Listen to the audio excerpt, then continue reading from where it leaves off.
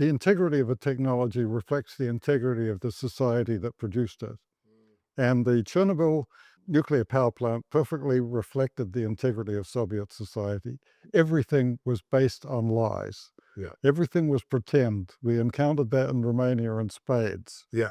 And it didn't matter what you looked at, it was a fraud. Yeah. Just as an example, I was general manager of services for the project to build the Chernobyl nuclear power plant. And one of my responsibilities was the medical system.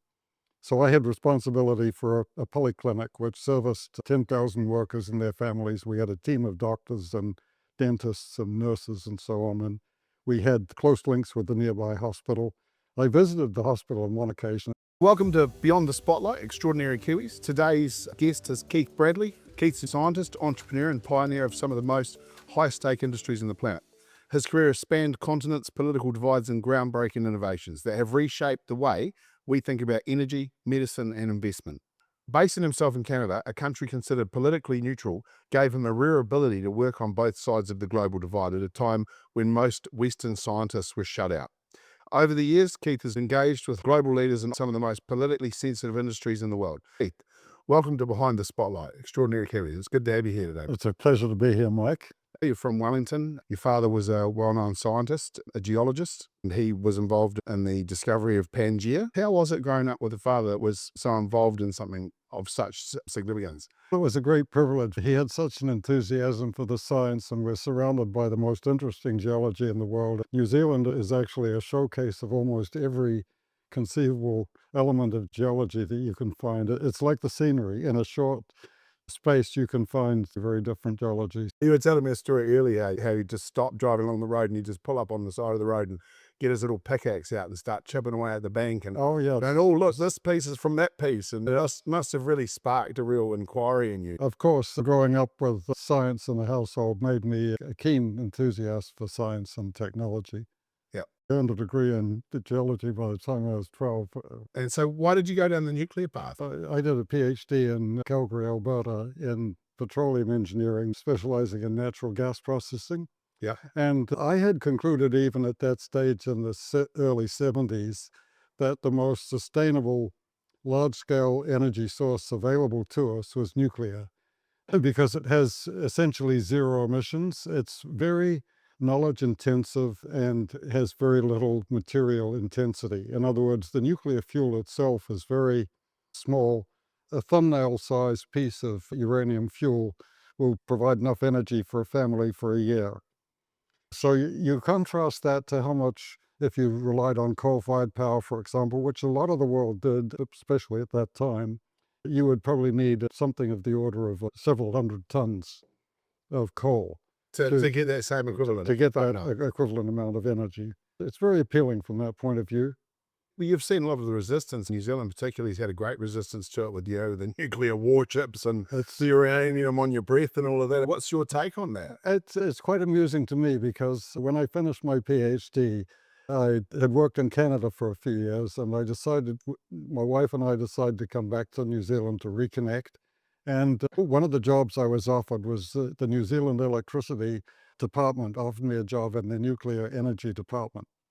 And they had a small nuclear energy department at that time. They were contemplating building a nuclear power station south of Auckland, and they actually intended to use Canadian nuclear energy technology because it allowed for more independence.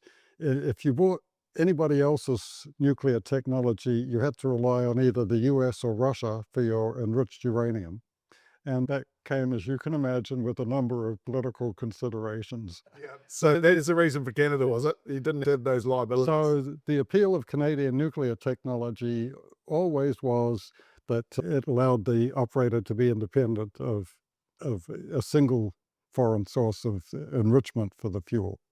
So that's interesting. We've got a lot happening geopolitically with Canada and the EU and the US at the moment. And Canada's obviously still got an enrichment program and they're teetering where they go. So it's a pretty interesting economic global environment out there. Oh, it is. The Canadian nuclear energy expertise arose out of its involvement in the Manhattan Project in the Second World War. And the role that was assigned to Canada was to develop heavy water technology because there were two tracks to getting nuclear weapons. One of them was through enrichment of uranium, the other was producing plutonium, for which heavy water technology was the key. So Canada focused on that. And in the end, we were the first country, Canada was the first country to renounce the use of nuclear technology for weapons purposes. It was a country that had the capability to produce nuclear weapons in the 1940s, and we chose not to, and we announced that to the world. And the power technology that was then developed in Canada was the only one that didn't arise out of nuclear submarine propulsion units, because all of the other, the light water technologies, were basically just nuclear submarine power plants that had been converted for civilian use, or they had, as in the UK, been designed to produce plutonium for weapons, and the electricity was a byproduct. Our plants were designed to produce electricity and nothing else. That's fascinating, isn't it? It is. Imagine that. Yes. So what's the difference between a light water product, and in real layman's terms, we don't want to make it too hard, but what's the difference between the light water and the deep water? Very energy in very simple terms. In the case of the light water reactors, you have to get a sustained chain reaction. You have to enrich the fuel. In the case of the heavy water reactor, what we did was we enriched the coolant or the moderator. So we kept the fuel as natural uranium. Ordinary water contains heavy water. In fact, one 7,000th part of your body is heavy water. So you've got a few teaspoons of heavy water in your body.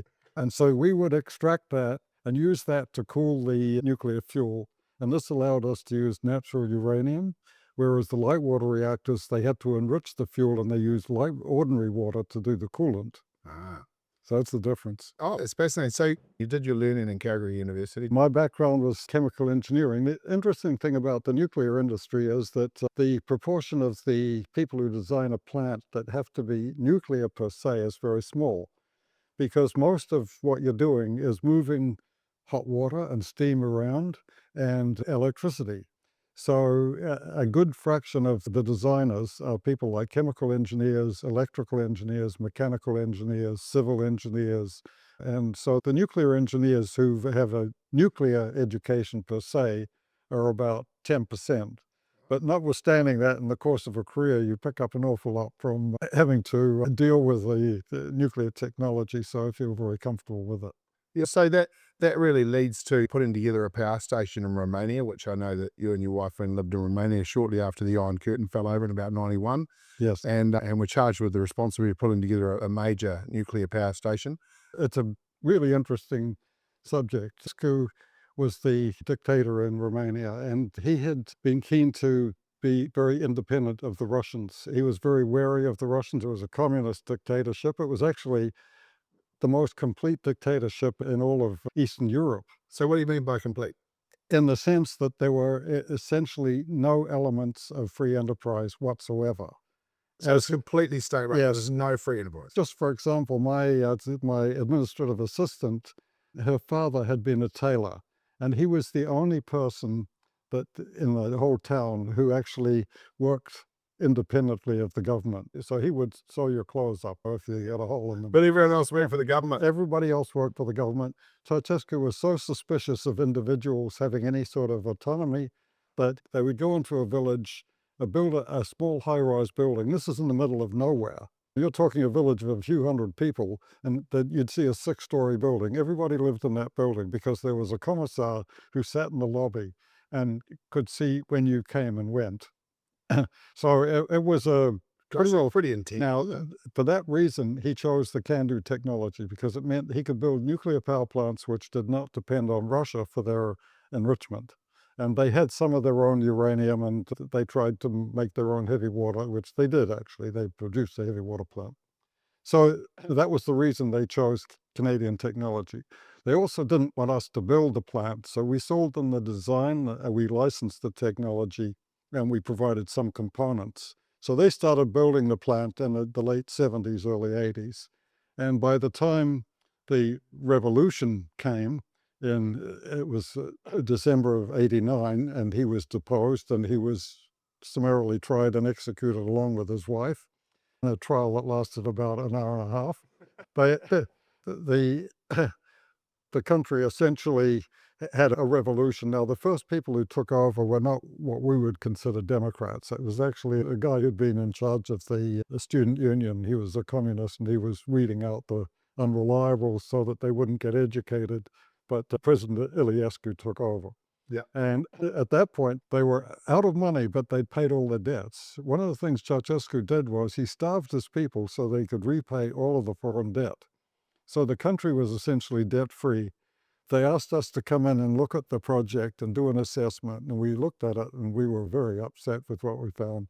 We already suspected there was a lot that wasn't quite right, but it was actually a disaster. Were they cutting corners just? It wasn't that they were cutting corners, it was that they were doing things that were idiotic. And this is the essence of communism. It's a top-down structure.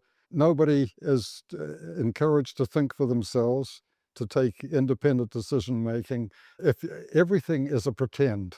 Yeah. So the quality assurance program was a pretend. So if we took, for example, the piping, the welds, we found that 30% of the welds were defective in the piping. On the containment building, which is a huge building that contains the reactor and has walls 1.5 meters thick, of which about half is steel, reinforcing steel, we found that there were dry joints in the concrete. And we inquired as to how this had come about. Apparently, on one occasion, Ceausescu made a ceremonial visit to the plant while the building was being built. When you do that sort of concrete work, you try and do a continuous pour. In other words, you keep pouring until the thing is finished. You never stop at any stage, because if you do, the concrete cures and you've got a dry joint. Yes. So Ceausescu Scene. arrived in the middle of this, and the protocol at that time was when Ceausescu went anywhere, everybody stood stock still. Because if you moved, they were frightened you were reaching for a gun or a bomb or something, and you were going to attempt to assassinate him. Everybody stood stock still. They wound up with a dry joint, and because he and his wife were very keen to see this project proceed, they didn't dare say, "Oh, you've interrupted us. We have to do a whole lot of remediation on the building," so that they just went ahead and poured the rest of it. So when we arrived, we did tests on the building. It just didn't meet the spec. So what did you do? We had to do remedial work, which meant we had to have them drill holes into the concrete at the dry joints and inject under very high pressure an epoxy, which would fill all of the crevices and protect all of the steelwork, because it's basically, building like that is essentially a basket weave of very heavy reinforcing steel. You're talking reinforcing steel with 3 centimeters diameter reinforcing steel, quite high spec steel, but is woven together as a sort of a basket. That's your rebar. So we had to inject this to protect the steel and also to prevent any leakage of any. That power station still running? Is that still functioning? That station, we ultimately started the first unit up in 1996 and the second unit a few years later. It has been running almost perfectly since then, and it's been producing 18% of Romania's electricity with no CO2 emissions. So you're obviously an advocate for nuclear power. Like, you know, we have a bit of a bent in New Zealand where we don't like nuclear power, but you can see a real case for nuclear power. When it makes sense. And we had one lecturer at Canterbury who used to say, an engineer is somebody who can do for sixpence what any fool can do for a pound. And I've never been keen to be the fool. So the test is always, what do the economics look like? And they differ phenomenally depending upon where you are in the world. So in the case of New Zealand, we've been blessed here with phenomenal natural resources, particularly to support hydropower, to support wind power, to support solar power, geothermal energy. And I was privileged at one point to spend a couple of years with DSAR, and one of the projects I worked on was geothermal power, was extending the performance of the Wairaki plant. And it's also of interesting historical note that the original Wairaki geothermal plant was actually configured in a specific way to support the production of heavy water. Because it just happened that the steam conditions at that site were particularly suited to heavy water production. So the designers had in mind that it could be used as a source of... So that's Toyota. I wonder what were they thinking of that when they were talking about the nuclear power station in South Auckland? Yeah. But this even predates that. That plant started up in 1958. It's 180 megawatts plant at Wairaki. which is operated, as far as I can recall, it was 97% capacity factor, which is quite phenomenal. It really is. It's an amazing. It's an incredible output. Yes. Just thinking on a geopolitical level, I'm interested to know what your thoughts are on how these big stations in Europe, particularly Zaporizhia and Yes. Donetsk, I think it is, Yeah. and it's been used as a bit of a political bargaining chip, and it's had bombs lobbed at it, and it's had water flooding it and all sorts of things. How stable is the situation in Europe? What's your take? Well, I mean, obviously, it's not stable at all. And Zaporizhia is right on the front line. It was the biggest nuclear power plant in Europe. It was about the same size as the biggest nuclear power plant in Canada, which is also the biggest in North America, by the way. It's the Bruce Heavy Nuclear Plant, BNPD, which has got 8 900 megawatt reactors.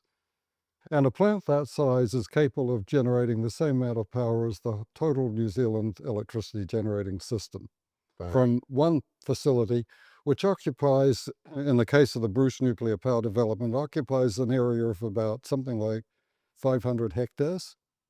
Massive. So Zaporizhia will be pretty similar then? Yes, Zaporizhia would be pretty similar. It's on the Dnieper River. Yeah. It's on the south bank of the river, and of course the Russians are occupying that at the moment. So it's very much a So political football. what is the actual worst thing that could happen? Tell me the worst case scenario Well, in Zaporizhia. At this stage, the worst thing that could happen is that of course, short of somebody dropping bombs on the reactor units themselves and spreading the contents of the spent fuel, particularly it's the spent fuel that would be the issue, that's sitting inside the reactor buildings, reactor vessels right now, which are inside the reactor buildings. So that's the worst thing. Second worst thing is that the power gets cut off and they can't generate sufficient backup power using the diesel generators. If for any reason those were damaged and there was no power, you would not have any more cooling. So the fuel inside the reactors is still hot. When you shut a reactor down, it's producing about 7% as much power as it is at full power. And that's a lot of energy, a huge amount of energy. So it's just burning, growing, carries on. It's hard to shut. Yes, yes. And it Cool. gradually The water. it decays, like it's isotopes which are decaying. So it does follow an exponential curve down. So that plant has now been shut down for several months. So it's nothing remotely comparable to a reactor that's been operating at full power. Have you visited Chernobyl at all? No, I haven't, no. But it's a fascinating history that has been widely misunderstood. There have been some very good accounts made, but the most fundamental weakness there was that every technology, the integrity of a technology reflects the integrity of the society that produced it. And the Chernobyl nuclear power plant perfectly reflected the integrity of Soviet society. Everything was based on lies. Yeah. Everything was pretend. We encountered that in Romania in spades. Yeah. And it didn't matter what you looked at, it was a fraud. Yeah. Just as an example, I was general manager of services for the project to build the Chernobyl nuclear power plant. And one of my responsibilities was the medical system. So I had responsibility for a polyclinic which serviced 10,000 workers and their families. We had a team of doctors and dentists and nurses and so on. And we had close links with the nearby hospital. I visited the hospital on one occasion. It was a 4-story converted apartment building, and the heart unit was on the top floor, and there was no elevator. We went into the operating theater, and the surgeon showed us the operating table, which was a table covered by a piece of polythene with a light over the top of it. And I'd rather be operated on my kitchen table than that.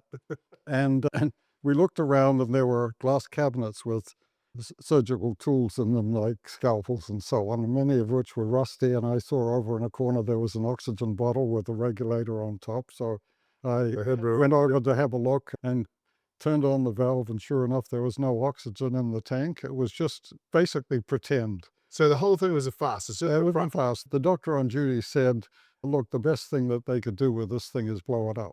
Yeah, sums it up, really, doesn't it? Yes, exactly. So I want to move because I want to cover this next part. You got involved in some technology that was going to open up some power sources for remote islands in Indonesia and places like that. We've talked about that recently. Yes. And are you still observing that technology and seeing that? You told me at the time you could put these power plants on the back of a Toyota Hilux. You could take a piece of uranium, which is the size of an apple, and you could power a place for 10 years, an island. So Is that technology still proceeding? Is that something we're likely to see? Oh, there are many initiatives now for small and medium reactors throughout the world using different technologies. The one that I favor actually uses small golf ball sized ceramic bowls which contain the uranium, and they're cooled by helium, a gas, and they can withstand any temperature that you could conceive of them creating, so that this essentially eliminates the possibility of meltdown. Another is to use molten fuel, which is already melted.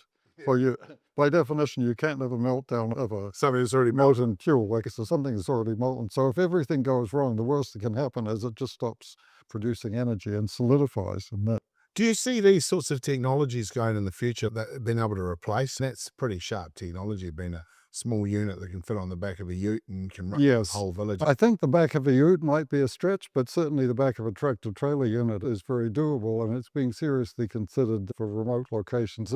In the north of Canada, there are small locations where they have to air freight diesel.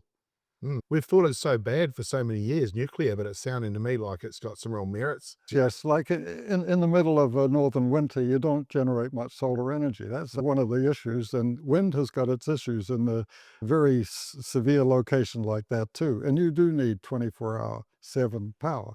So in those locations, it can make sense.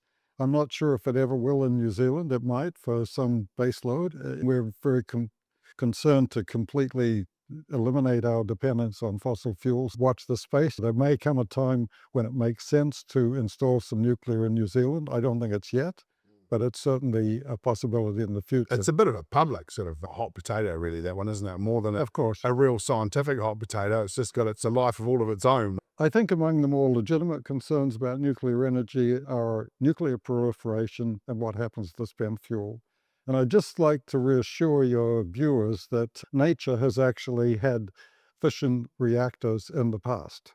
A long time ago, try 1.7 billion years. Yeah. There's a place called Oklo, O-K-L-O, in Gabon in Africa, where the French uranium miners discovered some anomalies in a uranium deposit. They explored deeper and found that 1.7 billion years ago, before the uranium had decayed below the level at which it could become fissionable with like water, in a rich ore body where you had water coming in, lo and behold, you'd get a fission reaction. So these reactors operated naturally for periods of maybe 1 million years. And then they either ran out of fuel or they ran out of water and they shut themselves down. We can go through and do a cross-section through this reactor, and we can look at how far the heavy metal fission products, like plutonium particularly, is the bad actor. It's 250,000 years half-life. Yeah. See how far it moved? And guess how far it moved? 9 centimeters. That's how far it moved. And there are chemical reasons for this. 1.7 billion years, Yes. 9 centimeters of movement. Yes, it's moved 9 centimeters because these are very heavy metals and they're chelated or grabbed by clay molecules very tightly, and they're not transported very readily. So when you're thinking of nuclear waste, it's not the long-lived plutonium that's the real concern. It's lighter products that have short half-lives. Typically from a nuclear accident, the one you really worry about most is iodine-32, which has a half-life of, I think, a few hours, and it's readily absorbed by the human body. And that's the thing that can cause thyroid cancer. That's the one that people were most concerned about after Chernobyl. There are ways that you can help people against that exposure. One is to take an iodine pill, which saturates your body with iodine so it doesn't absorb iodine for a few days. It's an interesting philosophy, isn't it? Yes. Yeah. So that's one way to deal with it. The others are cesium and strontium, which have half-lives of about 1,550 years or something like that. So those are the ones that you're most concerned about. And those are medium weight, cesium-137, and strontium, which is a bit like calcium. So it has an atomic weight of about 60. And those have all essentially decayed sufficiently not to be of great concern after about 1,000 years. So in a repository, what you need to focus on is making sure that nothing happens within about 1,000 years. In a sense of geological time, that's not actually that bad. In Canada, we have stone formations, like particularly the granite batholiths, which underlie most of central Canada, have been in place for 500 million years. I think most So people, 1,000 years is on the scale of yes, things is I pretty mean, negligible. this material is like your granite stone countertop. And you know that water doesn't travel very fast through that sort of material. So the only way the radioactivity is going to get out is if it can seep through granite. Now, people worry a bit about cracks in the granite and all that sort of stuff. And of course, so do the people who design repositories. Yeah. And they pay a lot of attention to it. And they seek bodies of rock which have a high integrity. This And is for storing the waste. yes, so basically, you drill a mine shaft 1/2 kilometer deep. You put off some rooms that go out in a horizontal direction from there. You drill holes that are about 1 meter wide and 5 meters deep in the floor. And then you put your canisters of spent fuel in there. You surround them with bentonite, which is a clay that expands if any water gets in, so it tightly compresses. And then you backfill with solid rock and concrete. So Doesn't shine very far. no, It has yeah, used a lot of it's place. not going to go anywhere. And so far, the plan is you don't actually seal off these repositories. You leave them accessible for the foreseeable future because you might very well want to dig that stuff up because there's a lot of energy still in it. And so at some future date, you'd like it to be accessible. But if you needed to or felt it was appropriate, you can easily backfill and seal those effectively so that they're not going to present a risk. And indeed, you can argue in a way that producing nuclear energy actually reduces the amount of radioactivity in the environment because you're taking ore that's radioactive and you're burning it up, you're increasing its decay, and then you're putting it back in the ground with less radioactive content that you dug out. I can see how you can make that argument. Yes. Yeah. And- So I'm quite interested to move it to another subject, which I know that you've talked about a few times when we've chatted in the past, and that is the subject of boron cancer treatment. I think boron cancer treatment is fascinating. I think it's an underknown technology, and I know that you've followed it closely and shown a bit of interest in it. The idea that people with secondary cancer cells in their body after they've had a tumor or something removed, the secondary cancer is the problem, and that they can drink the boron and it attaches itself to the cell. Then you get some nuclear waste, and they drink the nuclear waste, and it nukes the cancer cell. Nothing else in the body, and that's pretty stunning technology. I recall you telling me that the FDA wouldn't approve it. There's probably some question marks about that, whether they are not approving it because they don't want to limit their ability to sell chemotherapy drugs and other drugs which are used for managing secondary cancers. I'd like to hear your take on that whole field of medicine, and what's your take on it? I think radiation is one of the tools that we use to defeat cancers.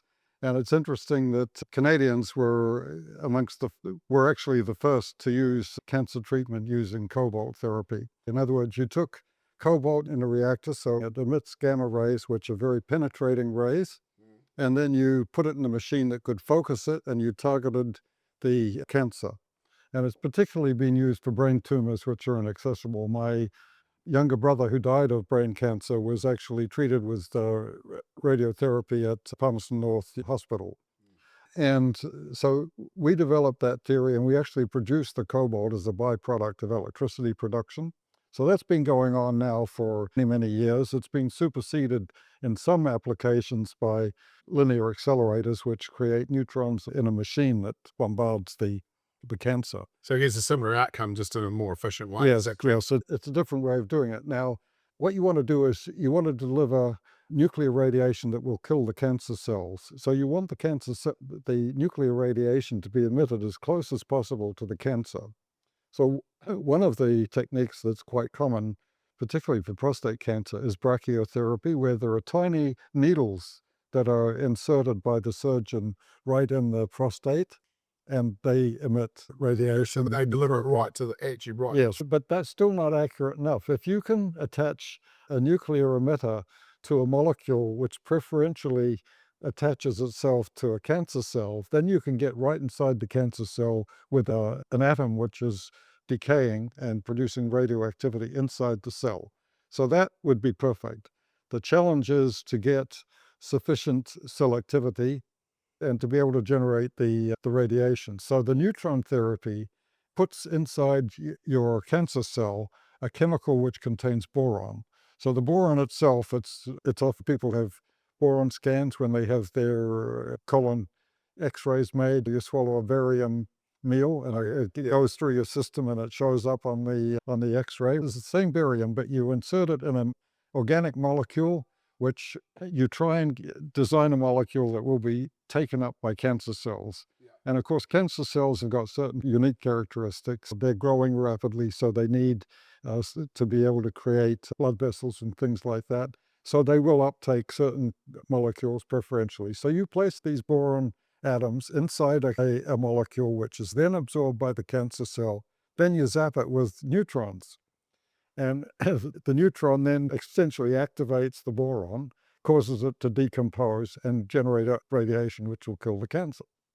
So they're successfully using this in Helsinki, they use it in Asia. Do they use it in Canada? No, it hasn't been used in Canada yet, but I think there's been a little bit of experimentation done since I was last involved with it. The issue with borons is that borons are like cats. They're very hard to herd. You can focus electrons. It happened in the old television. They basically used magnets to direct electrons at the screen to light up the phosphors on the screen to give you the picture. You can very accurately focus those things, but neutrons, they're not susceptible to magnetic fields. They're not attracted or They just bounce it all over the place. Huh? they're emitted 360 degrees in every direction. Yeah. So the difficulty is in focusing, and that is the challenge of boron neutron. Do you see a good future for boron? I'm not sure, because there are other exciting developments on the molecular biology front, including gene splicing and editing, which look to be extremely promising. For example, taking a sample of the cancer and then designing a molecule that will kill that particular cancer, and then getting the body's immune system.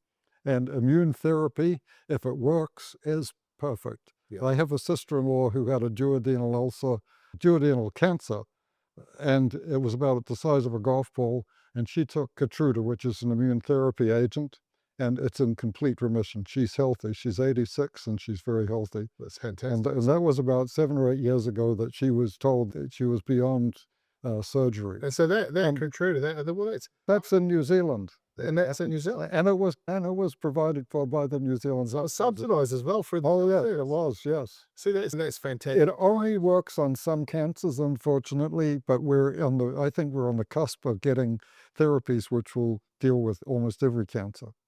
So there's some of that's coming from the science of nuclear fusion. Of course, that's been a huge contributor to providing many of the technologies that have enabled us to decipher the mystery of DNA and RNA and all the rest of it. So if I come away right now, we talked about being healthy. Yeah, a question that I've thought to ask you is, was there any time through, as a nuclear scientist, as a chemical engineer, has carried a pretty hefty sort of reputation, is there any times you've felt unsafe or insecure in your career where you felt like you might have been crossing a bridge or annoying a dictator here or there? Or we all have those moments. There's certainly times when the question of whether we would succeed or not was up in the air. I think it's been said that in any worthwhile human endeavor, there's always a point at which you never started. yeah, And so we've been there a few times, yes. Yeah. We certainly got there in Romania because it was a very difficult situation because of the geopolitics of it. And of course, we were far from any support facilities. So it took a long time for anything to get to us. When we were first there, it took usually a day or two to make a phone call. I mean, you booked it in advance, and there were some political reasons for that, because they controlled the telephone system. They could only accommodate as many calls as they could monitor with the translators who were capable of deciphering what was being said. And they literally blocked the calls to that point. There were times in our project when none of the Romanians believed we would succeed. They were in it because it gave them a job. And they could the project for the project's sake, really. so there was a paycheck at the end of the day. Yeah. For us, we obviously wanted to get it done. It would be a disgrace not to. Of course, we were getting paid for doing it. We wanted to maintain the reputation of our business and so on, so we were keen to finish it. And we did. And it was thanks to some extraordinary endeavors. So I'm going to finish now, but the big question, we all live in homes. We all have home experiences. Some of us own, some of us rent. But just to finish off the session today, tell me one of your home stories. We've had quite a number of homes. My wife and I we had 4 foreign assignments in the course of my career in Indonesia, Romania, China, and the United Kingdom. So we had some very interesting experiences with houses, but one that sticks in my mind. A good friend of mine in China had been sent to the countryside during the Cultural Revolution to work on a pig farm. But when he came back to Beijing, and he had a very senior position, he was a senior official in the Foreign Trade Organization. He told us that the apartment building they lived in had no bathrooms, there were no toilets. So when you woke up in the morning, you scrambled downstairs and you ran to the local privy, which I don't know if any of the audience have visited a Chinese outdoor privy. They are not pleasant places to visit. My And, Lord, imagine that. yes, They must have repurposed these things by now. this was in 2003. We saw the very beginning of the consumer revolution in China, where they started to have access, particularly the more privileged, were able to save up and get air conditioning and stereo systems and color televisions. I'm personally interested in geopolitics. This is a question, really, but I'll just package it this way. If we just say to President Putin, it's okay, you've taken that land, no problem at all, we're not going to get in your way, you can have it now. If that's what we say to him, what's to stop China just taking Taiwan? And then what's really to stop China from wanting to take New Zealand? They've got to feed millions and millions of people. We're not going to stand up to China. And if the Americans think we haven't lived up to our obligations under our agreements for strength, then they don't have to come to our help. Who's to stop the China? This could actually happen internationally. We're setting a new standard. What's your take on that? Oh, absolutely. The shivers ran down my spine when I read about the Chinese live fire exercise in the Tasman Sea You and me this both. last week. And our air flight control as well. And it's no accident that this happened a week after President Trump basically announced that he was going to go in for gangster diplomacy. That's basically what the game is. That might is right. Three big bullies divide the world up and they decide this is my sphere of influence and this is yours. Okay, Ukraine is under the Russian sphere of influence. And of course, the Russians think that all of Eastern Europe is their sphere of influence. And I think the Chinese are quickly going to turn up and say that the South Pacific belongs to us. Asia, that's what they want. The United States can have the Americas and Europe can have Western Europe, and we'll certainly take all of East Asia and the South Pacific. That's what the potential outcome is for us. So it really scares me. When we lived in China up until Xi Jinping came along, China had been on a track that seemed to have many parallels to that of Taiwan and South Korea. As it got wealthier, the people had access to more education, more information. They started traveling. You've seen the number of Chinese tourists have come here. They are influenced not just by our scenic wonders, but they're also influenced by what they see in our society, how open it is. It was an interesting thing when we were there that we could buy DVDs of movies, Western movies, for the equivalent of about 80 cents New Zealand on the street. 80 cents for a movie. They're not paying the studio, that's why. They were not paying the studios and they weren't observing any censorship. These were movies that had been translated in Taiwan, so they had Chinese subtitles, and ordinary Chinese were able to watch what was popular in the West. And it's freighted with so much fascinating information of a essentially political nature. Remember that it was reckoned that South African apartheid collapsed because of one television series that portrayed black people as people. The Afrikaners had not recognized Africans as people up at that time. But this and the censors in South Africa were so stupid that they didn't cotton on to this. But the bulk of the European population of South Africa did recognize it, and they realized that they were on a losing streak. And that's what led to the collapse of apartheid. And so ideas are very powerful. And so those ideas were current in China. We saw a path to China becoming essentially a fairly liberal state, maybe different from us in terms of its structure and so on. But unfortunately, it took another turn. And Xi Jinping is on what he thinks of as a 100-year crusade campaign. Remember the humiliation of China in the 1840s when the British-French expedition sacked Beijing and Shanghai, and they looted the They Destroy the Forbidden City. the Forbidden City, the Spring Palace, and They wrote to the Queen and said, They- please get rid of the opium. And the Queen said, well, as a response to that, we're going to destroy China's fabric and take down 1,000-year society. at the point of a cannon, we forced opium on the Chinese people. Yeah. And now we're upset that they're giving us fentanyl.